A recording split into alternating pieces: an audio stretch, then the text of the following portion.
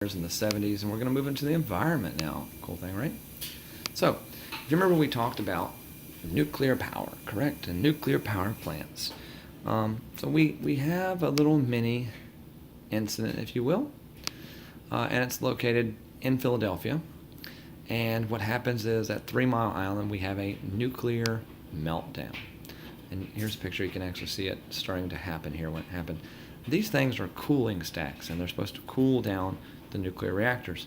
And this one has failed, and all this deadly radiation is going to go out, and it's going to seep into this island. They're forced to evacuate the island. As you see here, the cars and stuff have still kind of been left, and they get people off. This island is now completely off limits. Famously, Bam Margera, Viva la Bam, tried to get close to it, and the Coast Guard actually got near him and said, if you go any closer, we'll fire upon you. I mean, that's some serious stuff.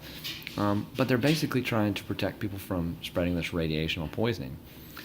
So from this point on, nuclear power testing, the funds will be decreased. Now, that was just a meltdown. What happens if we have a disaster? The Soviet Union had that disaster in the 80s, 1986, at a place called Chernobyl. Chernobyl was the destination, and they actually built a city around Chernobyl. Now, what happened here, you can see the aftermath, but the nuclear reactor should have been there.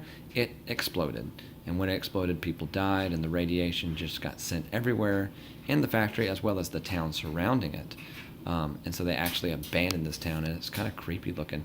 But this is more or less what they think happened, people getting out, etc. So the next thing, these are just creepy photos of the town around it. And these are actual photos. It looks like something out of a horror movie. But they did have a Ferris wheel and a pretty fun little amusement park they couldn't use, and they abandoned it because of the radiation.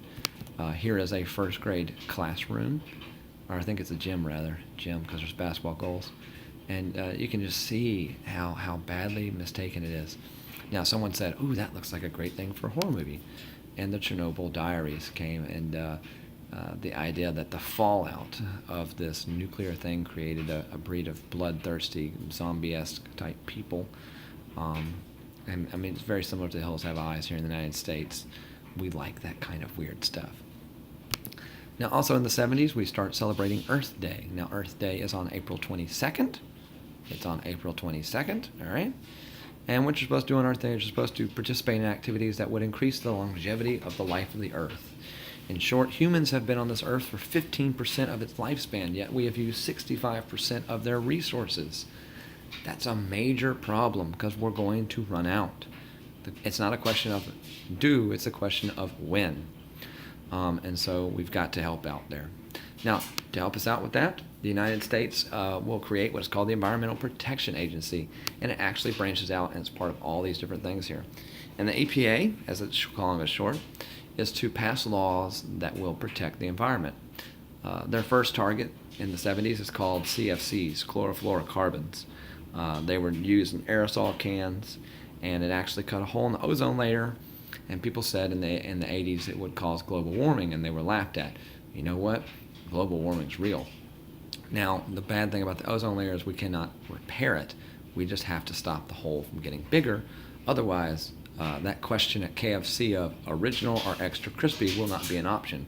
We will all be extra crispy. Okay? That's how it works. Also in the 70s, they passed building codes to make sure if you build a house or a building, it's up to what they call code. If it's not, you can't live in it. You got to fix it. They're slangily called OSHA, but OSHA stands for Occupational Safe and Health Administration. And so OSHA, when you go on a job site, they're inspecting things. Is it up to code? Is it going to fall? Houses are the same way. Now,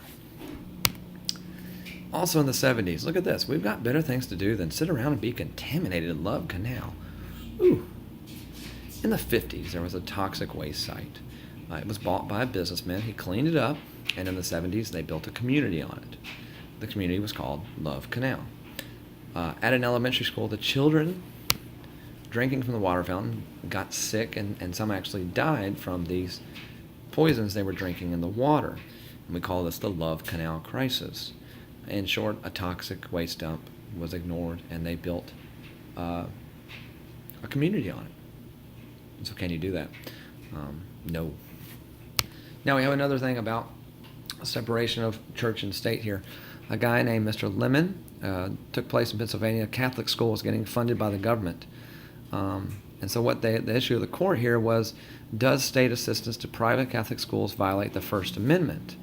The court decided under Establishment Clause to fund a religious private school. So you cannot fund a religious private school.